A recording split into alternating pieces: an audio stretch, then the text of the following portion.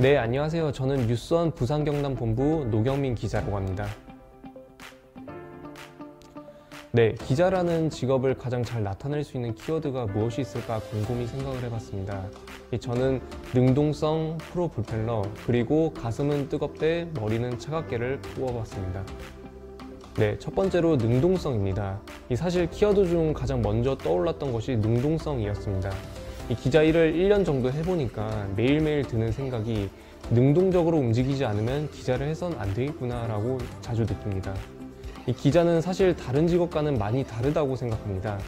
보통 사무직을 떠올리면 회사의 주 업무를 보조하거나 기획하는 역할을 하는 걸로 알고 있습니다.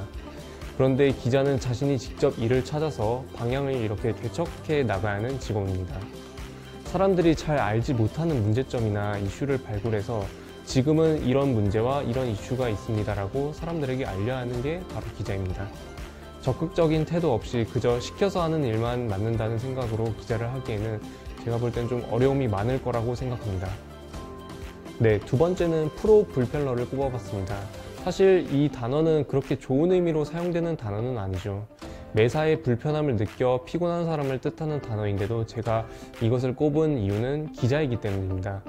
얼마 전에 제가 부산 지하철 역사를 쭉 돌아보면서 스크린도어 앞에 있는 자판기를 한 대 봤습니다. 저는 사실 부산 사람은 아니고 경기도에서 27년을 살아왔는데요. 제가 살던 경기도에는 지하철 자판기에 시각장애인들을 위한 점자 안내판이 있었지만 부산에는 단 한 개도 없더라고요. 그래서 보통 사람이라면 그냥 넘어갔을 일을 저는 이건 좀 문제가 있다 싶어서 얼마 전 장애인의 날에 맞춰 시각장애인은 이용 못하는 부산 지하철 자판기 제목의 기사를 낸 적이 있습니다. 물론 기사 하나로 당장 문제가 개선되기는 어렵겠죠. 하지만 여러 번 문을 두드린다면 언젠가는 바뀔 날이 올 것이라고 생각합니다. 그 과정을 기자가 앞장서서 선도하는 것이라고 저는 생각하고 있습니다. 네, 세 번째는 가슴은 뜨겁게 머리는 차갑기입니다. 문제점을 발굴하기 위해선 뜨거운 마음과 열정을 가지고 임해야 하지만 분석하거나 기사를 쓸 때는 차가운 이성이 필요하기도 합니다. 이 가슴으로만 생각하면 자칫 기사가 한쪽으로도 쏠릴 수도 있기 때문에 내가 쓴 기사로 다른 사람에게 피해를 줄 수 있습니다. 이 기자라면 반드시 명심하고 명심해야 하는 것이기도 하죠. 그래서 저는 현장을 나갈 땐 열정 있게, 노트북 앞에 서면 뜨거운 가슴보단 차가운 머리를 믿습니다. 안녕하세요. 네, 민영뉴스통신사 뉴스원 부산경남 대표로 일하고 있는 유정임입니다. 저는 90년대 MBC 이문세의 별이 빛나는 밤에 라는 프로그램의 방송작가로 첫 발을 방송에 들였습니다. 한 7, 8년 정도 방송작가로 일했고요. 드라마도 쓰고 그 이후에 부산에 와서 지금 KNN 민영방송이죠.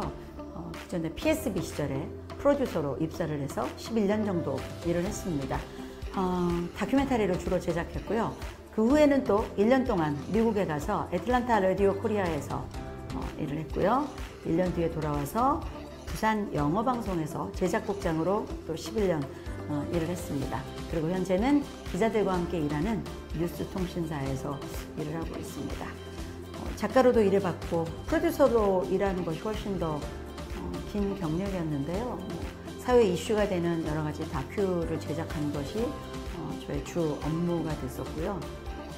프로듀서로 살아오면서 수많은 작품을 통해 사회의 많은 얘기를 읽기도 하면서 제 인생의 절반이 넘는 시간을 방송 PD로 살아온 것 같습니다.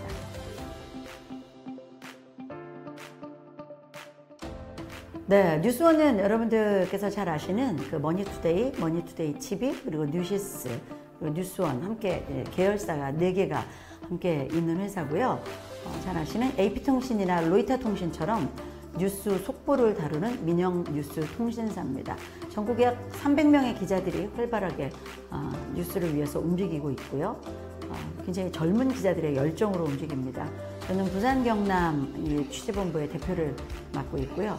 저희 부산 경남에는 약 20여 명의 기자들과 함께 PD들이 일을 하고 있습니다. 조금 새로운 뉴스, 발빠른 뉴스, 신속성 있는 그런 뉴스를 위해서 아주 젊은 열정으로 달리고 있는 그런 회사입니다. 네, 장점으로는 이게 딱 하나 떠오르네요. 이 발전하는 인생을 제가 꼽아봤는데요. 저는 기자를 하게 된 이유가 발전하는 인생을 살자 딱 이것을 위해서였습니다. 실제로 기자를 하면서 저 자신이 사회적으로 그리고 지식적으로 발전하는 모습을 체감할 수 있었습니다. 물론 기자마다 어느 정도 차이는 있겠지만요. 이 세상을 주도하는 이슈를 다루는 직업이다 보니까 그만큼 주변에서 유식하다는 말도 자주 듣기도 하고 신기하다는 평가도 좀 자주 받는 것 같습니다. 네, 단점으로는 불규칙성을 꼽아봤는데요. 기자는 정말 불규칙합니다. 밤 11시 침대에 눕기 전에 갑자기 대형 사고가 터질 수가 있습니다. 그러면 그때 그대로 누울 수는 없으니까 일을 계속 새벽에도 해야 할 상황이 있더라고요. 그래서 사건이 터지면 언제 어디서든 곧바로 뛰어나갈 준비를 해야 하는 게 기자라고 생각을 합니다. 솔직히 가끔은 이것 때문에 힘들 때도 몇 번 있었습니다. 이 지역 이슈가 별로 없을 때는 한가하기도 하지만 이제 이슈가 이제 겹쳐버리면 새벽까지 일해야 할 때도 종종 있습니다. 얼마 전 부산에서 보궐선거가 열렸었죠. 총 13일간 선거운동을 진행했는데 주말 밤낮 없이 13일을 일했던 기억이 납니다. 그만큼 재밌기도 했지만 체력적으로도 많이 힘들기도 했습니다. 프로듀서의 매력은 정말 이 땅에 많은 사람을 만나는 겁니다. 정말 이 땅에 많은 이야기들을 함께하게 되죠. 상상할 수 없었던 저 낮은 곳에서 저 높은 곳까지, 어떨 때는 우리가 얘기하는 상위 0.01%, 정말 더 밑으로 우리가 상상할 수 없는 너무 어려움을 겪고 계신 그런 분들도 만나게 돼서 매일 제 삶을 반성해보고 돌아보게 됩니다. 이 일이 아니었다면 제가 이 세상 구석구석에 그 많은 분들의 그 많은 일을 어떻게 알게 됐을까? 그래서 세상에 호기심이 많은 분들이 프로듀서가 됐으면 좋겠다는 생각을 하고요. 제 핸드폰에 있는 연락처가 엄청나게 많거든요. 제가 얻은 재산입니다. 그리고 세상을 보다 긍정적으로, 보다 호기심 있게 볼 수 있는 눈을 갖게 된 것, 그것이 프로듀서로서의 매력이고요. 지금도 누군가하고 얘기를 하면 가끔 제가 지금 나 인터뷰하는 거야? 취재하는 거야? 이런 얘기를 상대방에게 많이 듣게 되는데요. 그만큼 많은 일에 호기심을 갖게 될 수 있었던 것이 PD의 매력이고, 그 많은 사람들의 인생을, 사회를, 곳곳에 숨은 이야기를 온전히 알고 또 제 것으로 만들면서 공부하게 된 것들, 그것들이 제가 갖는 프로듀서로서의 가장 큰 매력이라고 생각합니다. 네, 첫 번째로 초량 지하차도 침수 사건을 꼽았습니다. 이게 제가 제일 처음으로 맡았던 대형 사고이지 않았나 싶습니다.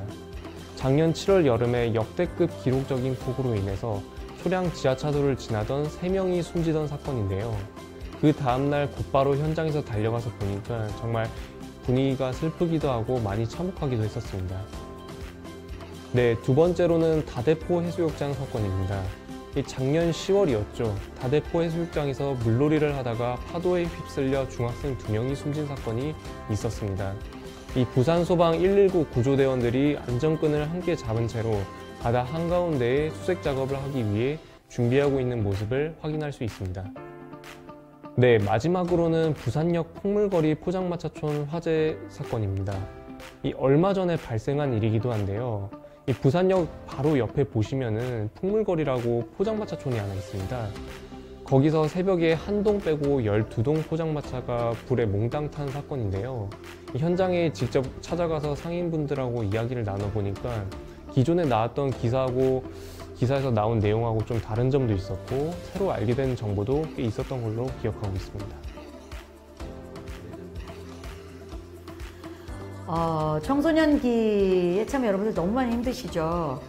저는 힘들 거라고 생각해요. 제가 EBS에 우리나라에 공부 잘하는 청소년들이 나왔던 다큐멘터리를 본 적이 있는데, 전국에 공부 잘하는 친구들이 다 나왔어요. 그래서 나는 어떻게 공부했고 쭉 얘기하다가 마지막 장면에 프로듀서가 이렇게 물었어요. 그래서 그렇게 공부 잘하기 위해서 힘들지 않았어요? 그랬더니 한 여학생이 고개를 떨구고 울기 시작했습니다. 그랬더니 한 남학생이 옆에 있다가 고개를 숙이고 아무 말도 하지 못했어요. 저는 그 장면을 보고 가슴이 굉장히 아팠습니다. 스스로 공부했나? 그래서 여기까지 왔다면 눈물 흘리지 않았을 텐데. 강요도 있을 겁니다. 어른들의 타박이나 뭐 당연히 어떤 압박도 있겠죠. 그래서 그 여학생이 마지막 장면에 일어나면서 PD에게 이렇게 인사를 했어요. 반절을 하면서 PD님 고맙습니다. 저희 얘기를 이렇게 온전히 들어만 주신 분은 PD님이 처음입니다. 어른들은 안 들어주죠. 이야기하기 위해서 듣고 있을 뿐이죠. 어떻게 가르치려고 마음에 다 넣어놓고 얘기해봐 들어줄게 듣지 않고 어른이 할 얘기를 여러분에게 주입시킬 수도 있겠습니다.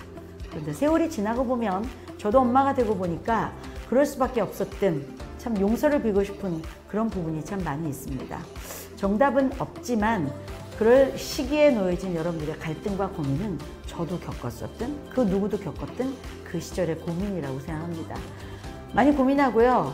많이 세상을 원망하고 많이 타박하고 많이 욕하고 그 자유로움을 그대로 유지하세요. 저는 그것이 건강하다고 생각하고요. 단 중요한 거 하나 힘들 땐 참지 말고 힘들다고 이야기하세요. 부모님이 그 정도는 들어주실 정도로 지금은 세상이 많이 바뀌었다고 생각하고요. 원하는 길을 꼭 가십시오.